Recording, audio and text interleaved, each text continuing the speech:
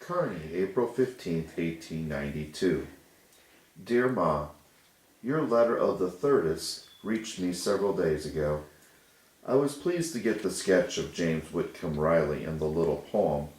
There is nothing else that I am more interested in than writers and their writings.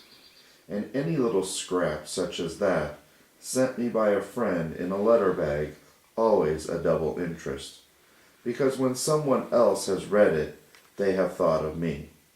If I could make myself one thing more than another, or could have a power by wishing, it would be that to move people's hearts by writing, and in that way have an influence for good.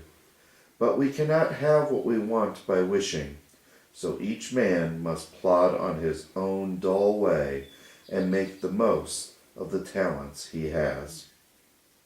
This part of the country is now in a white heat of excitement. Last winter in December, 2 men were killed near Buffalo. They were called rustlers. That is, they were men suspected of stealing more or less cattle on the range. And it was almost certain that they had been assassinated by the cattlemen or by some persons or persons hired by them. One man in particular, Frank Canton, who was a prominent citizen here, was suspicioned of having done the shooting. Excitement ran quite high here for a while. It had about quieted down. A week ago, a party of armed cowmen came into the country from Cheyenne, surrounded a house about 50 miles south of here on the head of Powder River, which contained 2 of the so-called rustlers, and after they had made a stubborn resistance, killed both of them. The party had made out a blacklist of 75 or 100 men throughout the country whom they intended to kill. They also had a lot of giant powder and dynamite with them, and intended to blow up some of the buildings in Buffalo.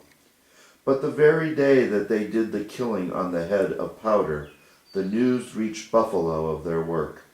From Buffalo, the news spread like wildfire all over the country, and the people began to gather, prepared to avenge their bloody deed.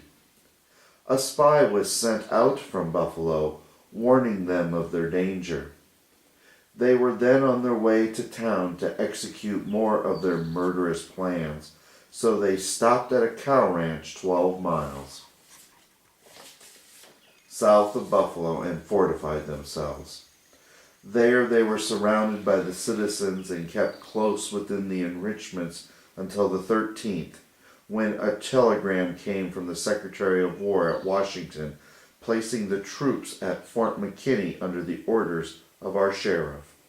The cowmen, or whitecaps as they are called, had run out of rations and were only too glad to surrender to the soldiers. They would not give themselves up to the citizens for fear of being lynched. The whole party, 44 in number, are now in the custody of the troops at the post. Some of our leading citizens are of the Whitecap party, and the greatest surprise is expressed all over the country that such men should have taken a hand in an enterprise of that nature. There will be more than one heart broken over the affair, more than one fortune lost, and the character ruined of many who moved among us and whom we respected. Considering the high grade of intelligence of many of the men connected with the affair, their bloodthirsty action is unaccountable. I was in town on Monday and got the first reliable tidings of the killing. Returning home late at night, I told Ed all I had learned while I was eating a tasty supper.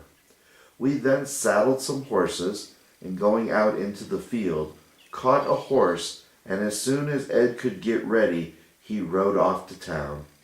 It was quite dark and raining, but he could not wait till morning. I wished to go along, but it was necessary for one of us to remain home, so I stayed. I have been in continual suspense all week and running about the neighborhood for the latest bit of news. I realized fully how you must have felt during the war times, and I am satisfied that for me it would be a great deal easier matter to be on the field and in action than to rot at home in inaction and suspense. None of the citizens were killed except the two that were murdered on that first day. That is, so far as has been learned. I think of going to town tomorrow to get the latest news and have a nearer view of the situation. The citizens have put themselves into a regular military organization, and in fact the whole country has assumed a warlike aspect. I sincerely believe, however, that the worst of the trouble is over. I will talk to you further of coming out on a visit at another time. Aunt Fanny thinks it would likely be of great benefit to you. As ever, Lonnie.